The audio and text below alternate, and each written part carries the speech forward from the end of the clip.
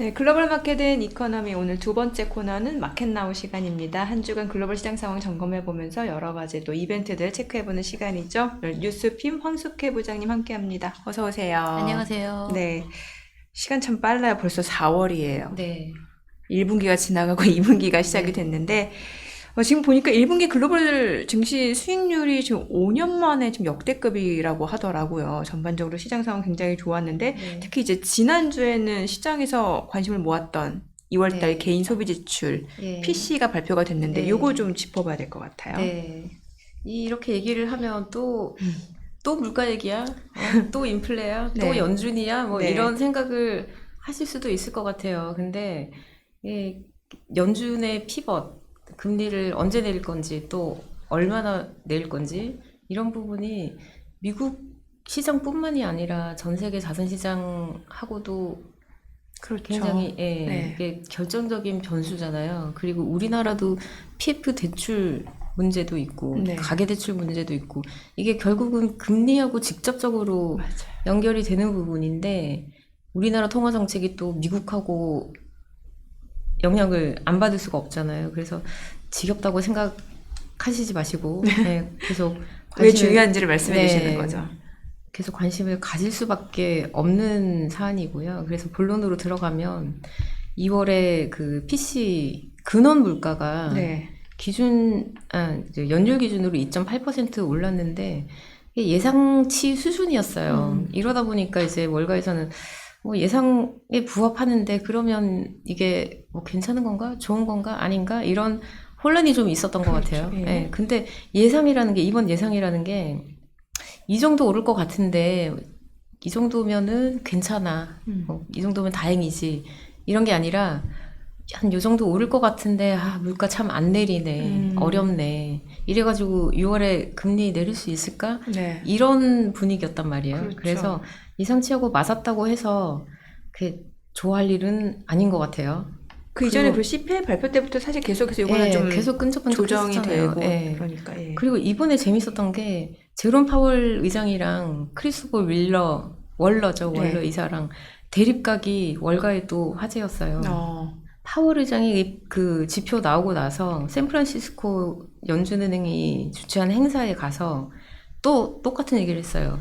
서프라이즈는 아니다.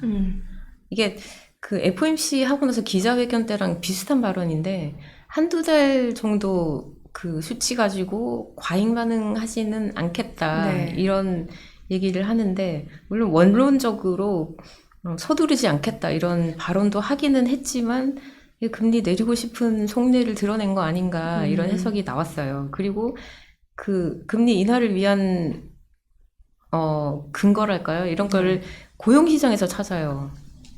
고용시장이 예상 밖에 어떤 갑작스럽게 둔화가 되거나 악화되거나 이러면은 금리 내릴 수 있어 이런 얘기를 했거든요. 근데 FOMC 이후에 가진 기자회견에서도 똑같은 얘기를 했어요. 되게 드물게 네. 이례적으로 기자회견 처음 시작하면서부터 고용시장 얘기를 했었단 말이에요. 근데 이번에도 똑같은 논조로 얘기를 했어요. 근데 월러이사는 굉장히 매파적이에요. 물가가 그 마지막 구간에 물가 전쟁을 하고 있는 거잖아요. 매끄럽게 내려오는지를 좀 더 지켜봐야 된다. 네. 좀 더 그 근거가 필요하다. 금리를 내리려면. 그리고 서두를 필요 없고 올해 한 차례만 내릴 수도 있다 이런 얘기를 해요. 근데 두 사람이 대립하는 것도 화제고 그 파월 의장이 한두 달치 가지고 과잉 반응하지 않겠다 이렇게 얘기를 하는데 그러면 그 이후에는 3월부터는 그러면 뭐 개선이 된다는 건가? 좋아질 거라고 생각하는 건가? 이렇게 질문을 할 수가 있잖아요. 그렇죠. 네, 근데 전망이 그다지 밝지가 않은 게 앞으로 물가가 계속 끈적끈적 할 거다 이렇게 예상할 수 있는 세 가지 정도 근거가 구조적인 근거가 제시가 됐는데 그게 중국이랑 그리고 볼티모어에서 이번에 교량 무너진 거 있잖아요. 네네. 이거랑 그 바이든 행정부의 재정 지출 이 세 가지가 지목이 됐어요. 하나씩 보면 중국 리스크는 뭐냐면 우리가 다 아는 것처럼 지금 중국이 건설 부동산 위기잖아요. 그렇죠. 네, 이쪽 때문에 지금 경제 전체가 지금 흔들리고 있는 상황인데 중국 정부는 어떻게 해서든 돌파구를 마련해야 되는 입장이잖아요. 어떻게 해서든 나라 경제를 좀 살려보려고 하는데 그걸 위해서 이제 전략적으로 선택한 게 제조업이라는 거예요. 이게 뉴욕의 연준은행이 이런 보고서를 냈어요. 근데 실제로 이게 명확하게 드러나는 게 자금이 제조업 쪽으로 지금 집중이 되고 있어요. 지금 보시는 그래프가 그 내용인데 네. 빨간색이 건설 부동산이에요. 이게 2011년, 2년 이때부터 쭉 올라가다가 이번에 이런 그 위기 사태가 벌어지기 전부터 대출은 조금씩 줄어들기 시작하죠. 그리고 네네. 지금은 거의 뭐 제로 수준이고요.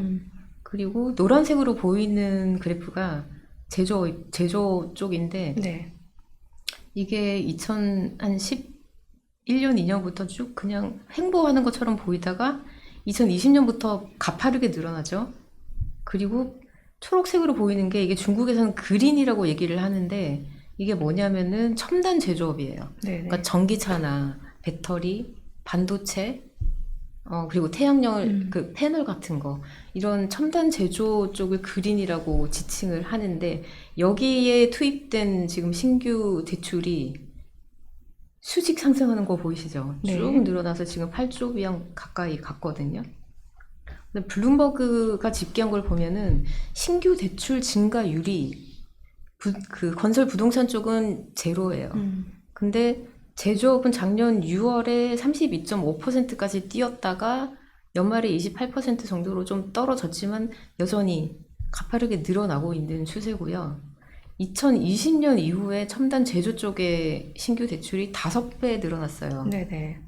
그리고 최근 8개월 사이에만 2배가 뛰었으니까 이제 갈수록 빠르게 늘어나고 있다는 얘기죠. 작년에 중국 전체 신규 대출 중에 3분의 1이 첨단 제조였어요.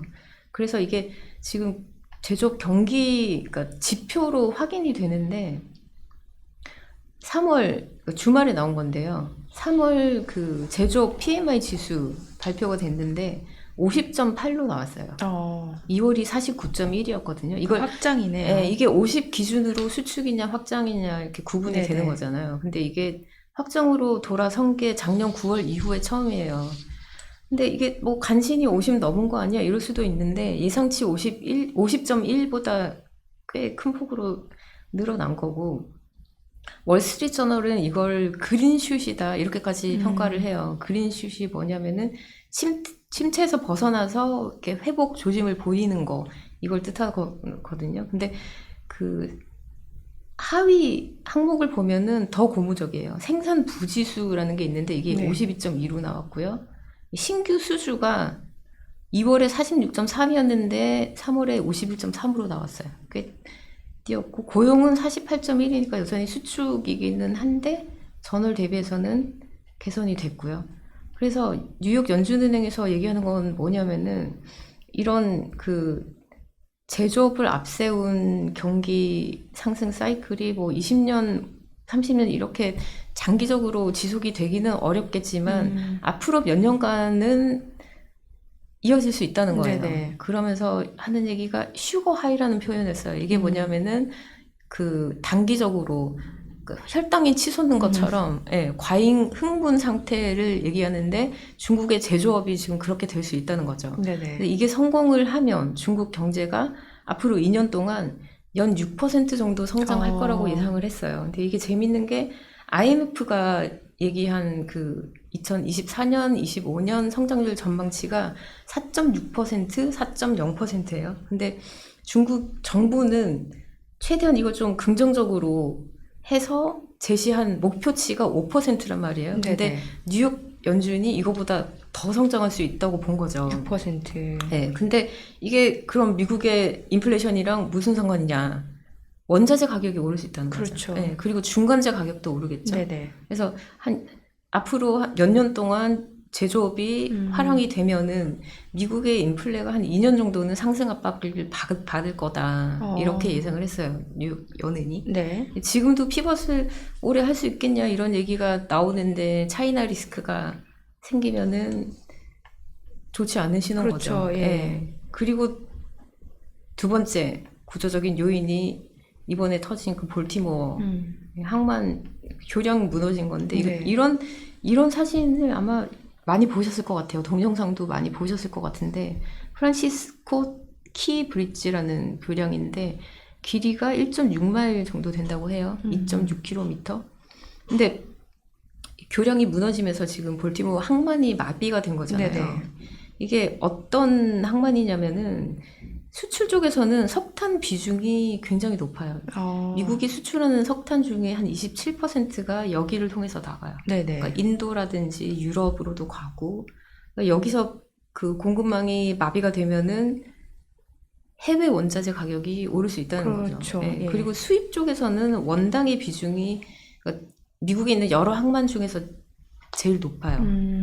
그래서 이 항만 주변에 원당을 가지고 오면 설탕으로 정제하는 작업을 해야 되잖아요. 네네. 예. 그런 생산 시설이나 공장들이 많이 있어요. 그래서 이런 부분도 영향을 받을 수가 없고 자동차 쪽에서도 이 항만의 중요성이 굉장히 큰데 자동차랑 부품 합쳐서 한 네. 42% 정도 높네요. 예, 비중을 차지하고 있고 작년에 여기로 이렇게 수입된 자동차가 75만 대 정도 된다고 해요. 특히 그 대형 차량이라든지 네. 트럭 그리고 아. 특수 차량들 네네. 예, 이런 차량들을 처리할 수 있는 인프라가 잘 갖춰져 있어요. RORO라고 롤온 롤오프라고 하는데 이게 뭐냐면은 대형 트럭에 컨테이너 그 화물을 실어 놓고 그 상태로 그 자체로 들었다 올렸다 할 수 있는 예, 그런 인프라가 갖춰진 항만이에요. 네네. 근데 이번에 이게 마비가 되고 나니까 대안을 찾아야 되잖아요. 근데 이런 인프라를 갖춘 항만이 많지 않다는 거예요. 그래서 자동차 쪽에서도 타격이 생길 수밖에 없고 항만 주변이니까 뭐 당연히 아마존 같은 전자상거래 업체나 페덱스 같은 택배 업체들 물류 센터도 주변에 많거든요. 근데 여기도 지금 정상 가동이 안 되고 있는 상태고 그래서 이게 그 팬데믹처럼 전 세계 뭐 공급망이 다 망가졌다 이렇게 보기는 어렵지만 뭐 적어도 항만 업계에서는 팬데믹이라고 할 수 있다 이런 얘기가 나와요.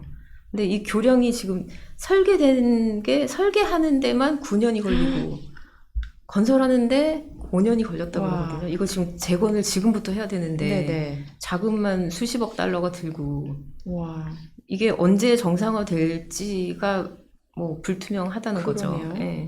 그리고 또 한 가지 얘기가 나오는 게 이번에 이런 사고가 나고 나니까 미국의 인프라 투자가 너무 부진한 거 아니야? 이런 얘기가 나오거든요. 그리고 지금 여기뿐만 아니라 그 짧은 시간에 조사를 해봤더니 한 8개 정도 교량이 더 잠재적, 예, 부실하다, 위험하다 이런 얘기가 나와요. 그래서 만약에 인프라 투자가 지금부터 늘어나면 네. 재정 적자가 또 그렇죠. 예, 늘어나겠죠. 그러면서 이제 국채 수익률이 오르는 그런 문제도 발생할 수 있고 이 부분은 좀 이따가 다뤄볼 텐데 이런 문제가 있고요. 네. 예, 그리고 마지막으로 지목이 되는 게 재정 확대. 대선 앞두고 지금 부양책을 쏟아내고 있어요. 네. 뉴스를 자세히 보시면 거의 매달 나오는 것 같은데 학자금 대출 탕감만 해도 1월부터 계속 나오거든요. 1월 7만 4천 명한테 50억 달러 탕감을 해줬고요. 네. 2월에는 15만 3천 명한테 12억 달러 탕감을 해줬고 3월에도 7만 8천 명한테 58억 달러를 탕감해줬어요. 그리고 반도체 쪽에도 매월 한 건씩 나오거든요. 이 칩스법이라고 해가지고. 예, 12월에 BAE 시스템스, 그리고 1월에는 마이크로칩, 2월에 글로벌 파운드리, 3월에 인텔까지 네. 계속 얘기가 나와요. 그래서 대법관에서도 이런 얘기 했었잖아요. 우리가 인프라 투자하고 뭐 반도체 지원하고 이러면서 그 연준 때문에 금리 과격하게 올린 것 때문에 침체가 올 수 있었는데 지금 막아내고 있다 이런 얘기를 했었는데 그게 뼈 있는 얘기였던 거죠. 네. 그래서 4분기에 성장률이 3.4%로 나왔고 1분기 GDP 한 2% 될 거란 얘기가 나오거든요. 1분기를 긍정적으로 보는 거는 2월 소비자 지출이 0.8% 늘어났어요. 네. 이게 1년 내 최대 규모거든요. 이렇게 재정을 계속 푸니까 성장률도 견조해 보이고 그리고 물가도 끈적끈적하고 연준이 금리를 내리기가 참 쉽지 그러네요. 않은 상태인 거죠.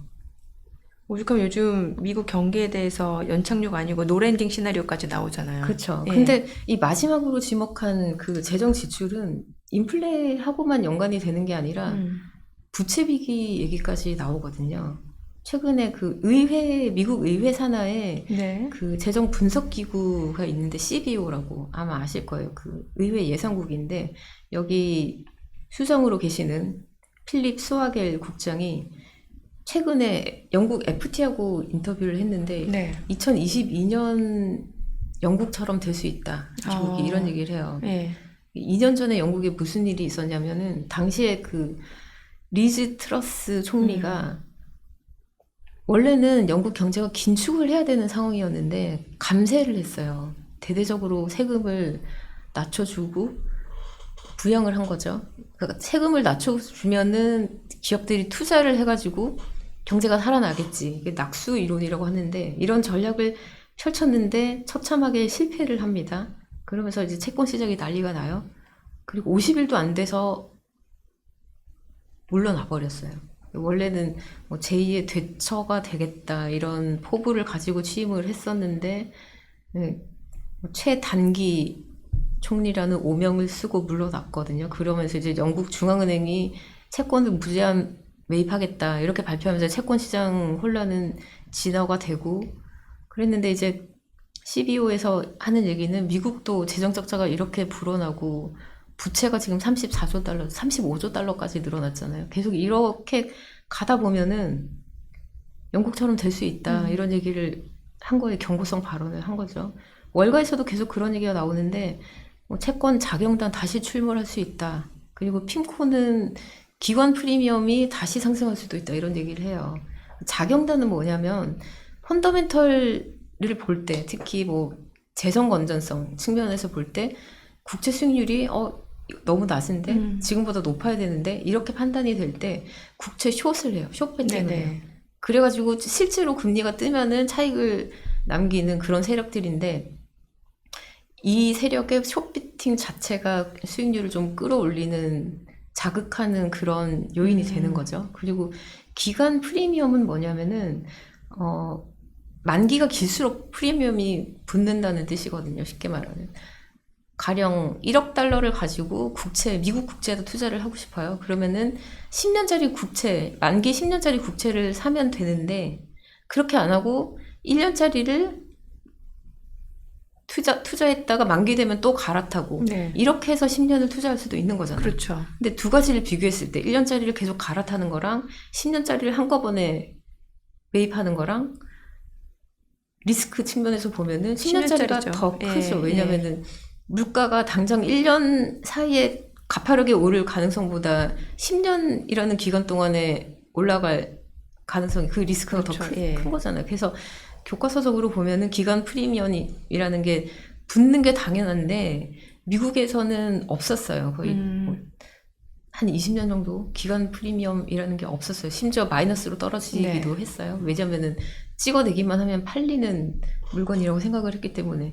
그랬는데 작년 여름에 기간 프리미엄이 가파르게 올랐어요. 이게 미국 재정 적자 얘기 나오고 부채가 너무 크다 이런 얘기가 나오면서 뛰니까 그때 10년물 금리가 5.5%까지 뛰고 그러면서 주가가 가파르게 떨어지고 그랬었잖아요.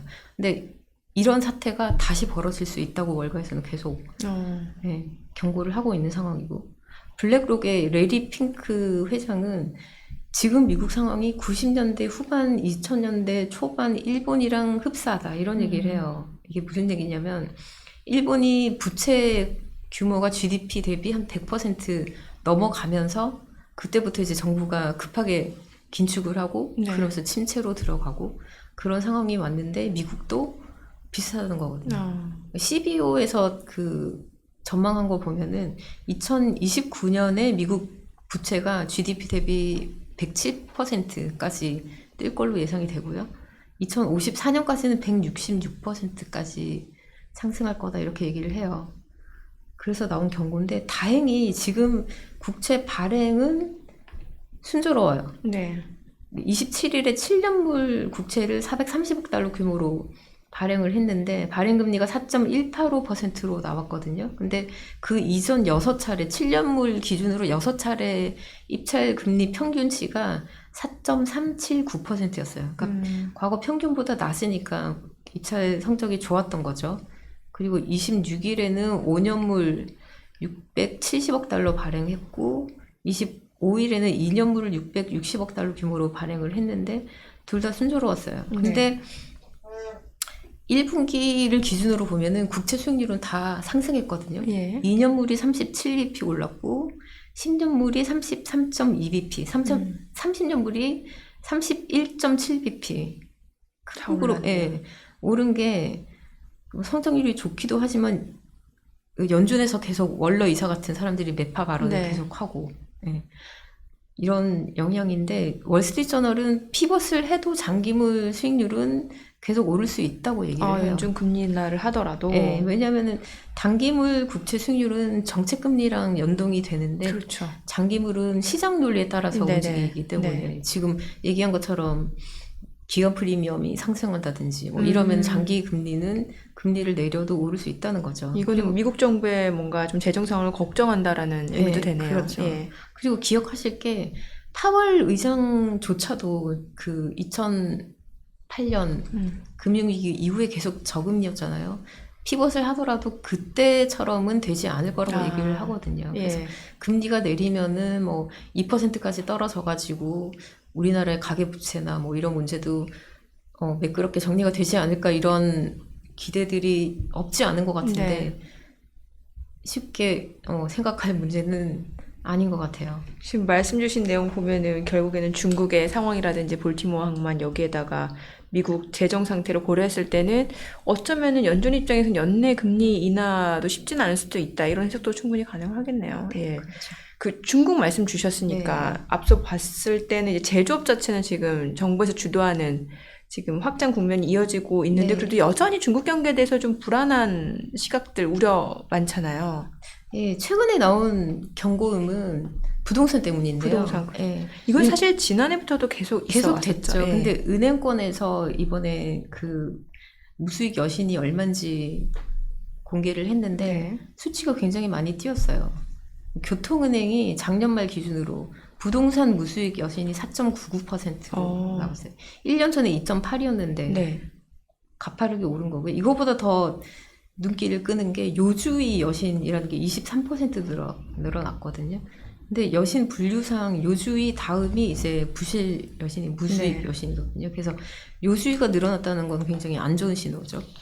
그리고 공상은행, 중국의 대형은행인데 여기도 주택 모기지 쪽의 무수익 여신이 9.6% 증가했어요. 작년에 보면은 전체 여신 중에서 4분의 1 이상이 주택 모기지인데 여기서 무수익 여신이 빠르게 늘어나고 있다는 거는 굉장히 안 좋은 신호죠. 그러네요. 중국 농업은행도 마찬가지고.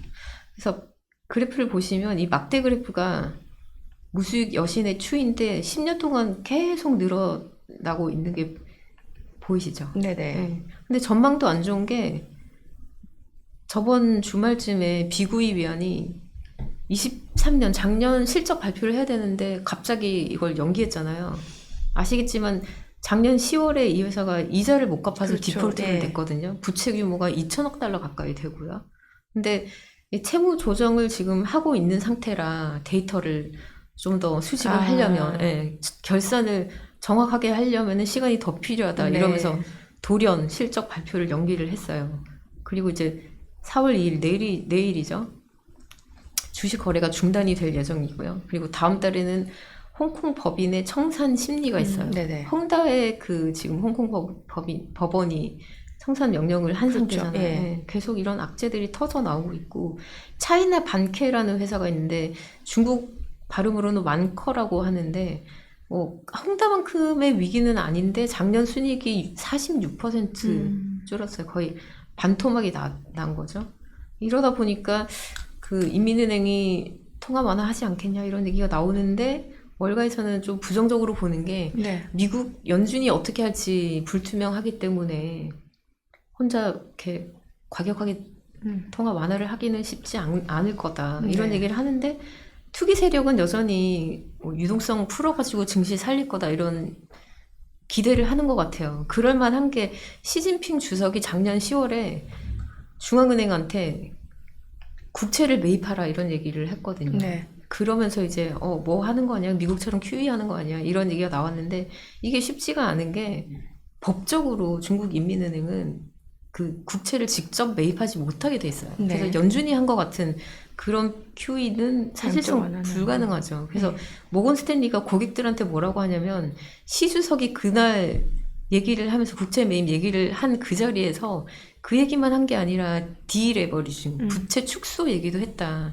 긴축이 필요하다는 얘기도 했다는 거죠. 네네. 그래서 어떤 일부만 가지고 투자를 해서는 안 된다. 이런 조언을 한 거고요. UBS도 마찬가지로 QE 가능성 그렇게 높지 않다. 이런 얘기를 했고, 레이 달리오, 브리지워터의 그 헤지펀드 대부잖아요. 근데 이분이 무슨 얘기를 하냐면 중국이 한 세기 동안 100년 동안 못 겪었던 폭풍을 맞을 수 있다. 이런 얘기를 했어요. 네.